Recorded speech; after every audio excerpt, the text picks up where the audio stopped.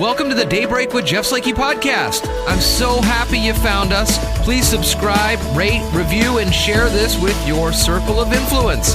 It's a collection of the interviews, news, and conversation during Daybreak with Jeff Slakey on I-Fiber One News Radio, KMAS, weekdays from 6 to 9.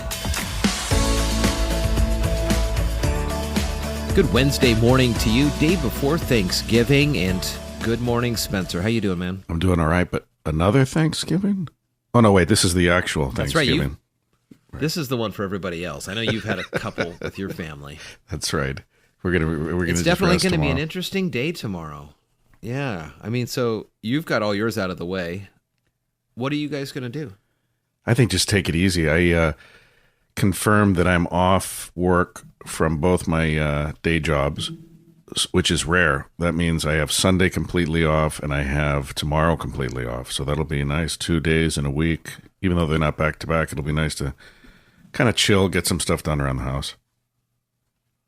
Yeah, nice. That is great. Again, Kaiser's going to cook us dinner. Listen, I just wish everybody the healthiest and the happiest availabilities for the next couple of days. You know, there's many folks who don't have a lot of people around them, and this has already been a troubling and emotional time because of the pandemic.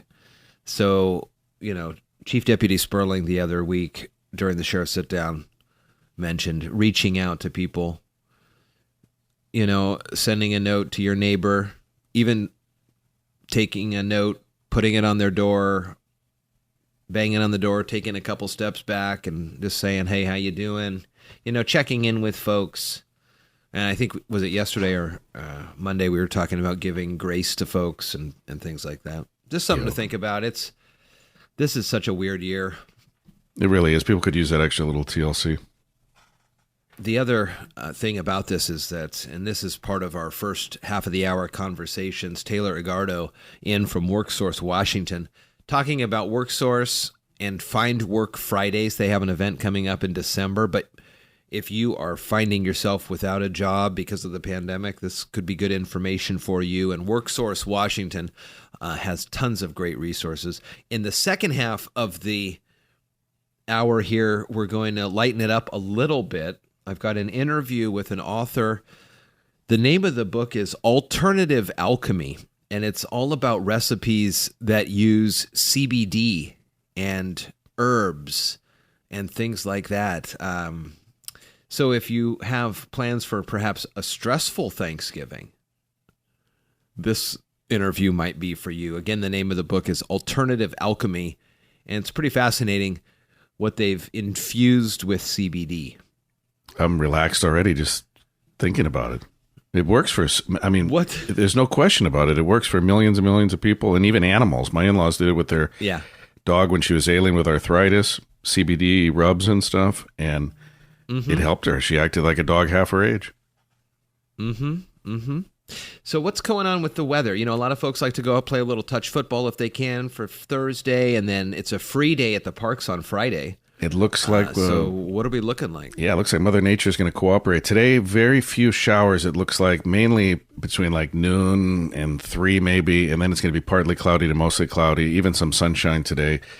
Tomorrow, Thanksgiving, should be rain-free, and it looks like it might be rain-free for the weekend, Friday, Saturday, and Sunday. Very little chance of rain those days anyway.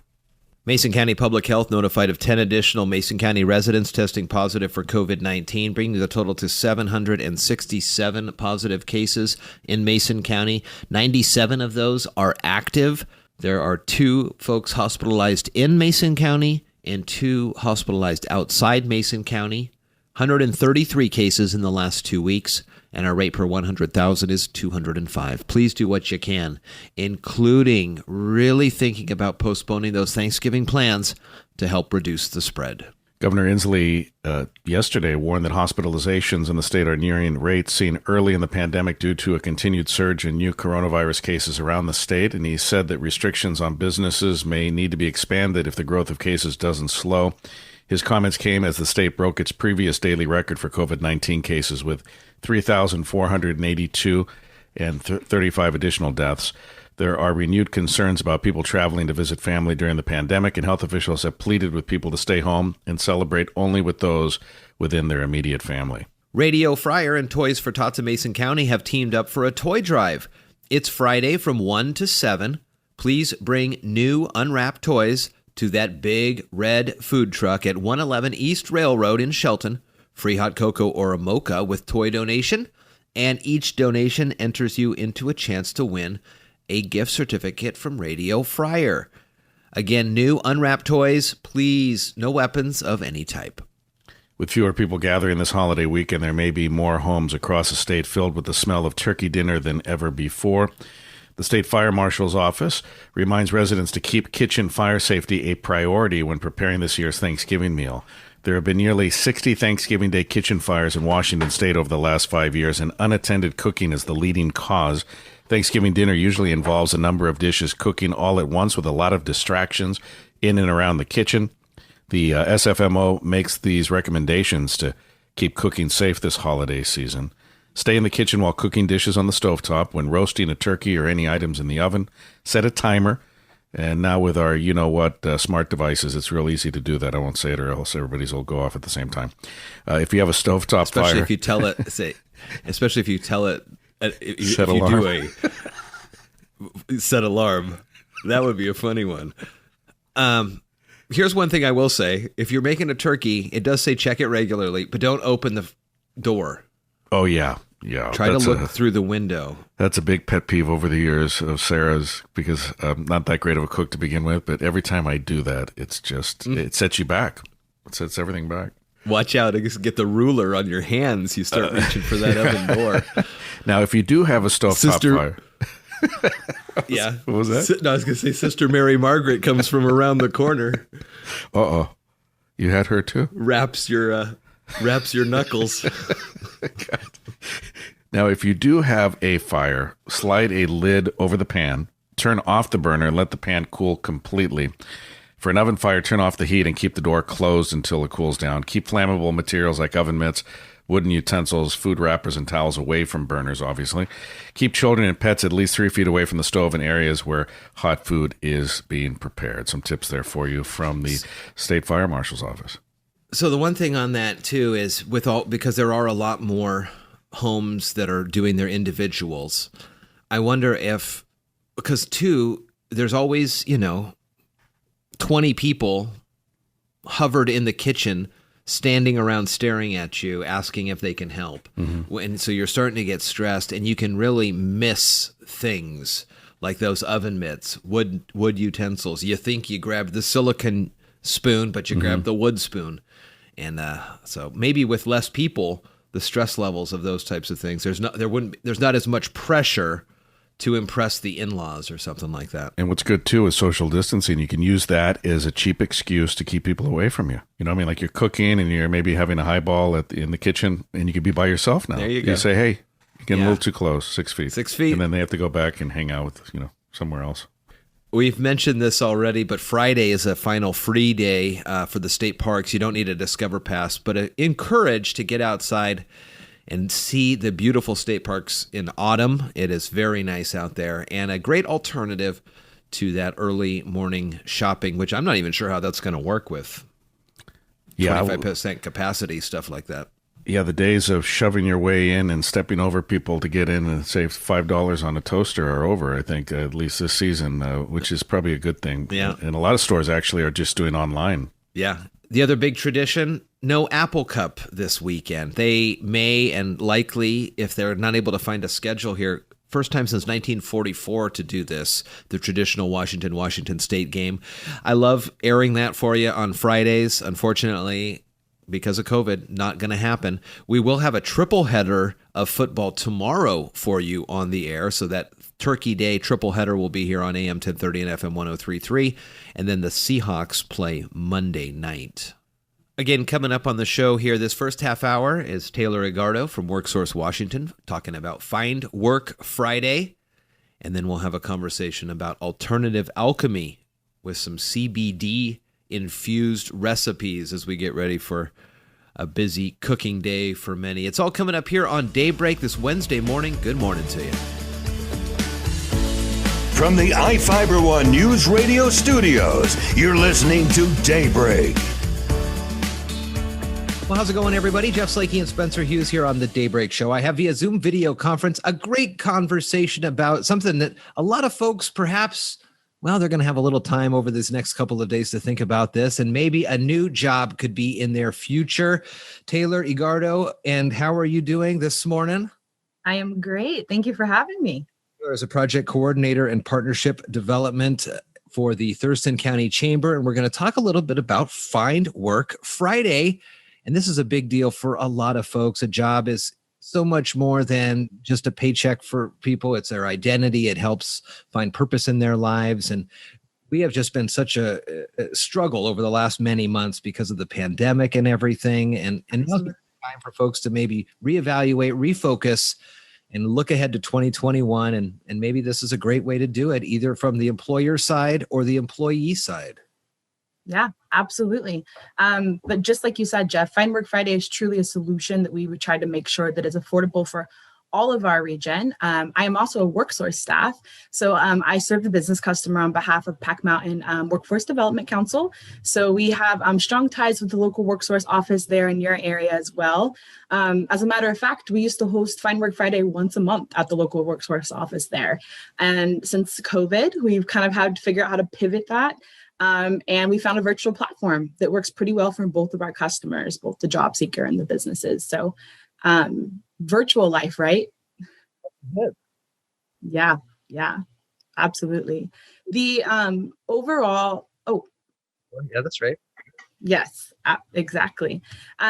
We not only did Worksource was hosting Find Work Friday in your local county, but across our whole 5-county region. So Lewis, Thurston, Mason, Grace Harbor, and Pacific, there was always a Find Work Friday happening once every Friday. So that it was kind of cool to know that if you came into your local Worksource office, you can connect directly with recruiters and just ask a little bit about their company culture. So that's one thing that we know is missing, is that face-to-face interaction that does a lot for connecting with a new career opportunity. However, we're able to offer a lot more businesses now because we couldn't fit 50 businesses once every Friday in a Worksource office. But with the virtual platform, we have up to 50 businesses we can have, but we've been averaging about 30. So our last event had 30 employers, including Worksource, it's a resource booth. And then we had upwards of 300 job seekers. On average, we do 300 job seekers. This is a great thing. We've talked about job fairs over the last couple of months up for the veterans at JBLM, and they virtually, I think, for the last time here. And it really does help a lot of folks who may not be able to get, even if you go to a in-person job fair where there may be 30 to 50 businesses, you may not necessarily make the time to get to each one of those. Whereas the virtual aspect has got to be a real game changer for folks. So let's start on the employee side, the person looking for the job. What are some persons they should have with them, either printed out on their desk so they can look at it, or a PDF to rapidly send to somebody? Yeah, absolutely. Good tools for success, right? So you hit it right on the head. We say dress for success. This is a chat-based interaction. So there is no video face-to-face conversation that you have with the recruiter. But once you do find interest with the business that's attending, you just click on their little tile, and it's like basically entering their table, if you will, a table with all the swag on it, like the in-person hiring events, except for it's just like a miniature marketing virtual booth. And once you select chat, you're instantly connected with a recruiter. And the chats can last anywhere from 7 to 15 minutes. It really just depends on the time that's afforded. And it's helpful to have a resume with you. When you register, there's going to be an option for you to attach your resume. And I highly, highly, highly recommend that because that resume is floating around with you throughout the whole hiring event. And recruiters can see that, and they can invite you to come talk to them. And you can learn about positions that maybe you didn't know you were qualified for, or maybe didn't even think you had interest in. So that resume is a really big, big component of it. And we do say dress for success because it kind of just gets you in the mindset of being able to be on your A game.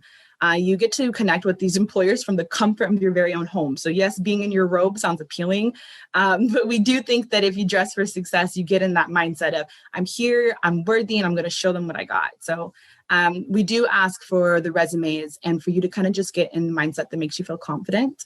But other than that, there's other resources that Worksource offers through virtual services that can help you prep. Say if you haven't had an interview in quite some time, or if you need to update your resume. And that's pretty much where a lot of people are these days with career changes. It is again on worksourcewa.com. We'll put the links to that in the show notes here when we post this interview. But we've talked with Worksource over the years too here on the show, and it's a great company, great organization that does a lot of good. And as I think about this now from the employer side, if you were to have a place in each of the 5 counties and every Friday, that could be perhaps a kind of a logistical nightmare for the company itself. And I've been to some of these day events, and oftentimes, perhaps due to scheduling conflicts or what have you, the main recruiter who could, for themselves, put the company in the best foot forward may not be able to even be at that event. So being able to directly interact with that recruiter and ask the questions, they're the ones that'll have the direct answers, as opposed to somebody who they called up the night before and says, "Oh, we need somebody to fill the booth." Yeah, exactly. They show up what they're talking about. That's a good one for the employers as well. What are some of the different types of jobs that you've seen either posted during this or that folks have been able to find during this? Yeah, we have a unique slew of different employers, which is very intentional. It's one of the main reasons why I wanted to come and join and talk to you today, so that local employers understand that this is an opportunity that they can take advantage of, because it's free. It's free for everybody to sign up. All we ask for is your time. But we have anywhere from construction workers to warehouse workers to some teacher and education opportunities as well. Healthcare positions are on there. Cabela's has a whole bunch of different positions that they're offering and looking for. Crown and Cork is one that we have on there. They do some pretty cool things, making the soda pop cans that we all drink out of for certain distributors.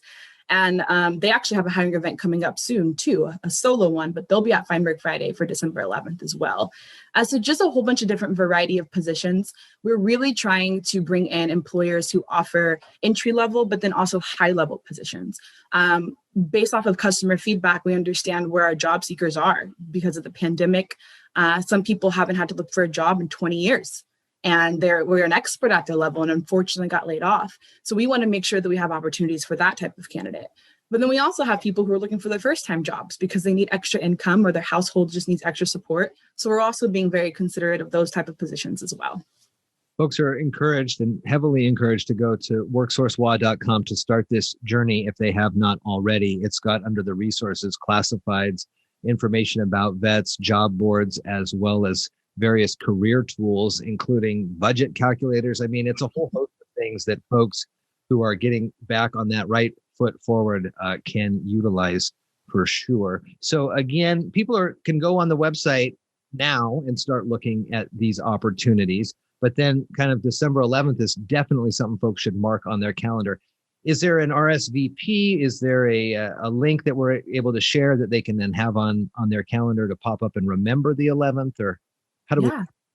Yeah, for both job seekers and businesses, Worksource will have the link for job seekers by the end of this week. It's the holidays. Things are kind of moving a little bit slow coming up here. But if you check by Friday, by the end of this week on Friday, there should be something on there that allows you to directly sign up. You'll answer just a couple of questions. It's really just about your first name, last name, and you need to upload the resume as well. And then you're all signed up, easy peasy, and it's done. You can also give me a call at 360-357-3362. We can also include that in the notes. If you ask directly for me, I'm available to walk you through any questions or the overall registration process as well. For employers, contacting me would be best. Worksource does have my email address, and then I can give my email address to Jeff too for you guys. But 360-357-3362. If for any businesses who want to be involved as well, give me a call. That process of setting up your booth works best if we start with the conversation first. So here's a question for you. If somebody's got their resume and they're ready to go, digital, it's a little different because people are scrolling down and reading. But back in the day, they had the print one. You printed it out. They say keep it to a page or things like that. Are those rules kind of out the window these days, or what are some of the standards for a cover letter or resume for folks if they haven't done it in years? Yeah, no, very good question. Again, this is something that the Worksource virtual services can dive deeper into details to support you with. For this event in particular, cover letters aren't really needed unless the employer specifies, but this is a really first connection. We want to get you connected. We want your name to stand out on that recruiter's mind when they look through all the resumes and applications. But for resume purposes, a good etiquette is just to put only your first name and your last name and some information about maybe the city that you live in, and then just dive deep into your experience and dive deep into that about me and why I would be a great new fit for your company. I would leave a lot of the details out of personal, that things like age. If you have education on there, absolutely put it on there. But I would just really focus on updating your experience for those who have not touched their resume in quite some time. Really good, some good words in there that really speak to who you are and your work ethic. When I do these conversations, I try to think about that and go through my daily day at the radio station or whatever. And sometimes it's hard to put down in words what you do and then how that could be applicable for industry outside of what you're currently doing.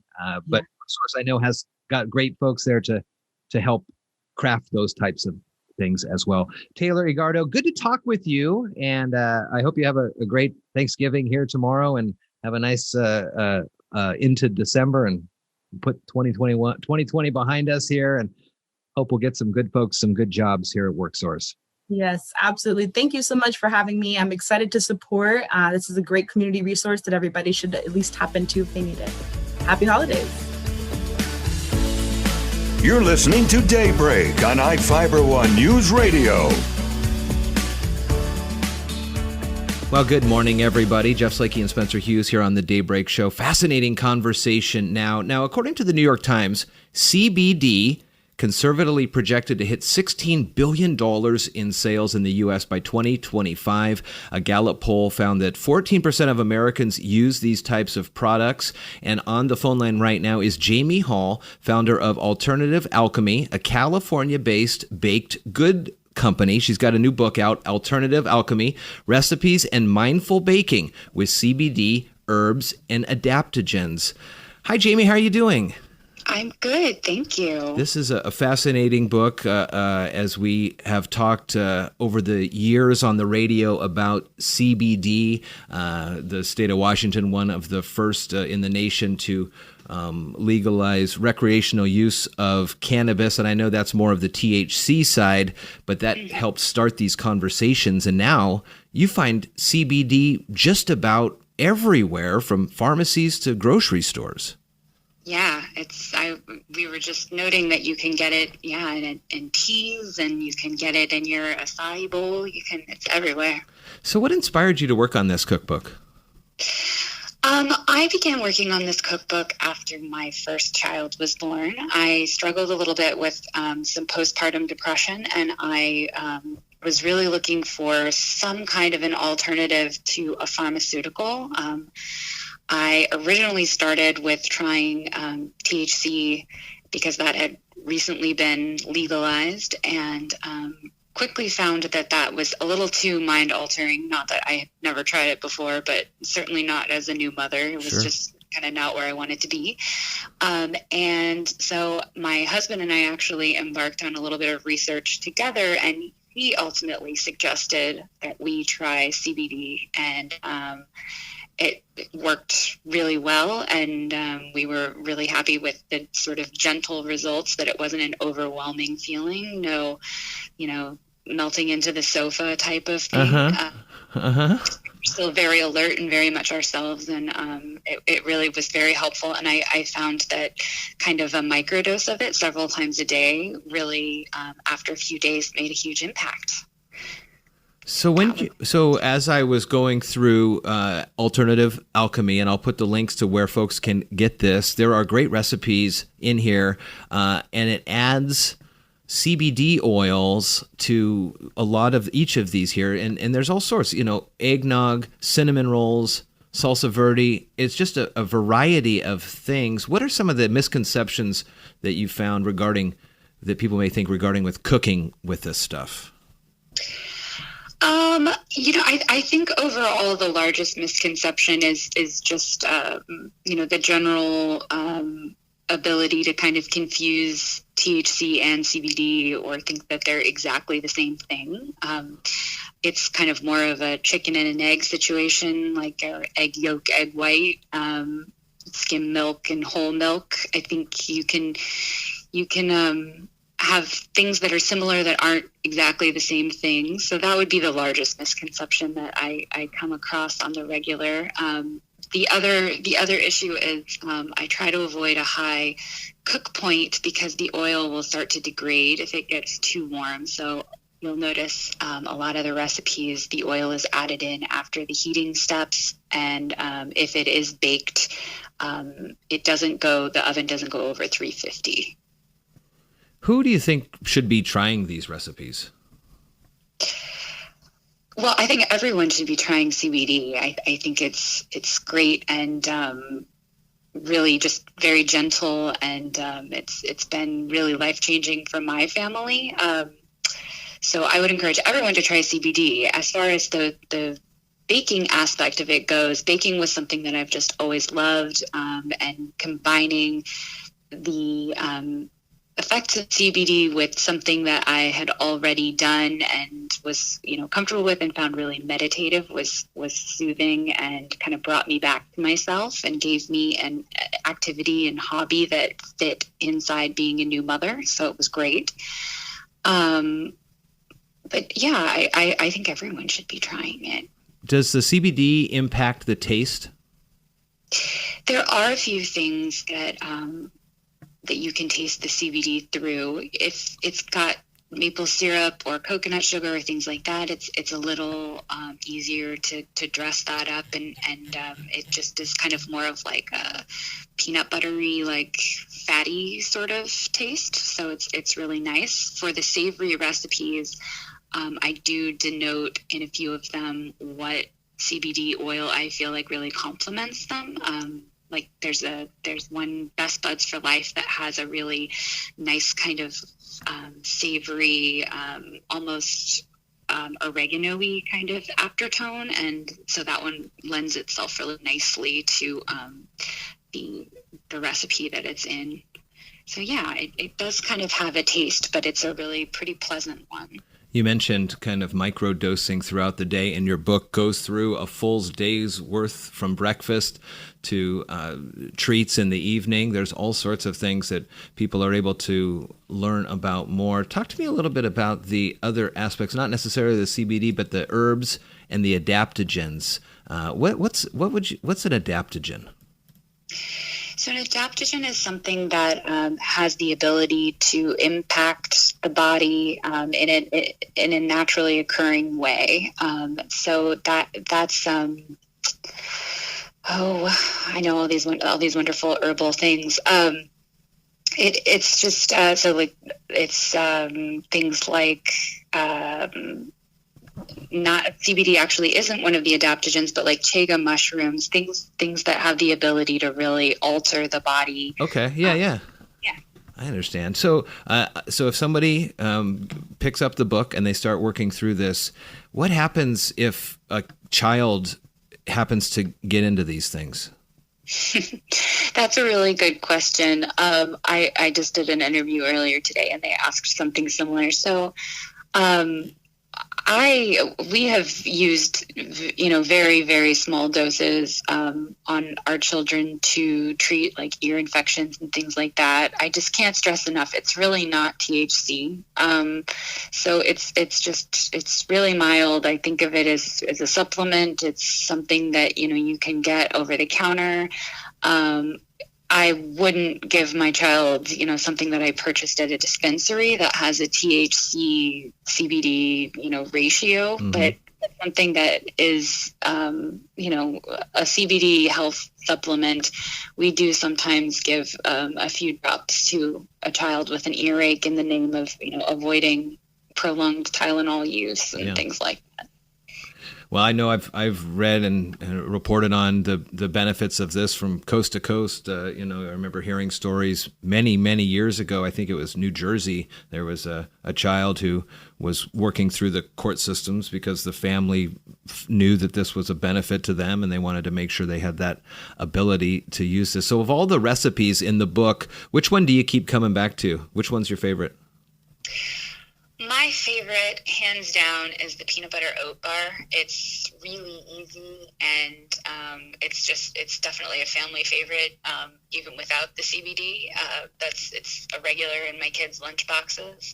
It's easy and delicious, and doesn't really require any baking. It's a stovetop thing, and then it sort of gets really firm in the refrigerator for a few minutes, but it's delicious. Very nice. Jamie Hall is on the phone line right now, author of the book Alternative Alchemy, Recipes in Mindful Baking with CBD, Herbs, and Adaptogens.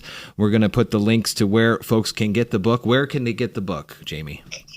You can get the book on Amazon. You can get it online at Barnes & Noble, all kinds of places. It's everywhere. It's very exciting. And I will note, too, that there's in the introduction section and before the recipes start in the book, there is a lot of description and more talk about the differences between CBD, THC, what these are, and why the CBD is the important and what is in these recipes. Jamie Hall, thank you for calling in and talking with me about this. It's always an exciting and interesting subject, and interesting, too, that over the years it's become more commonplace and acceptable to talk about this on the radio and things like that. Yeah, thanks so much for having me. Thank you so much for listening to today's Daybreak with Jeff Slakey podcast. Again, I'm so happy and honored you found us and chose to listen. Please subscribe, rate, review, and share this with your circle of influence. It's a collection of some of the interviews, news, and conversation during Daybreak with Jeff Slakey on iFiber One News Radio KMAS, weekdays from 6 to 9. Thank you so much again, and talk with you next time.